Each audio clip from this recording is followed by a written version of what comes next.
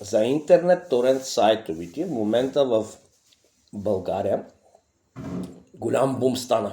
По новините, в Фейсбук, в ТикТок, навсякъде само това нещо се приказва, нали? Не само, но основно. Какво стана? Сайтовите, торент сайтовите, като Замунда и няколко още два сайта, съвместно с българските спецслужби и от щатите спецслужбите затвориха 3 сайта. Значи, какви са те сайтове? За по-младите могат да ме разберат. Нали? По-млади от 12-13 годишна възраст до 50 годишни възраст знаят тези сайтове. Това са сайтове, което си дърпаш безплатно клипови, безплатно филми, безплатно инсталационни програми за компютъра, фотошоп и там много информация, което е безплатно. От тук нататък какво направиха? Като си затворят тия сайтове, ще го направят платни, нали?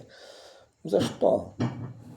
Ако можеш и безплатно да се използва, това са политика, нали, на щатите, нали, американците, ние сме подчехал пък тях и заради това нещо го става.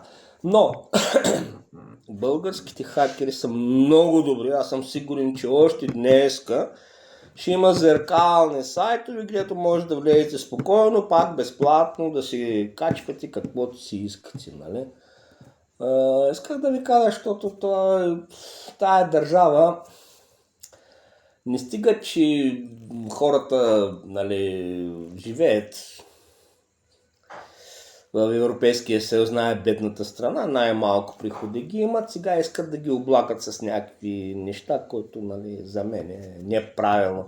Дайте по 4-5 хиляди евро зарплата и си слагате и торент сайтови, и морент сайтови, каквото си искате там по 1, 2, 3 евро, що хората да не плащат, но при положение, че заплатите са пенсиите по 200-300 евро, заплатите са примерно по 600, 700, 800 евро, ви какво искате?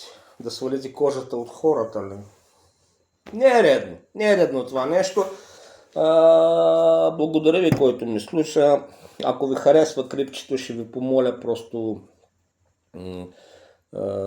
да направите репости, нали, да си гледат повече хора този клип, защото мисля, че наистина има файда от това нещо. Благодаря ви.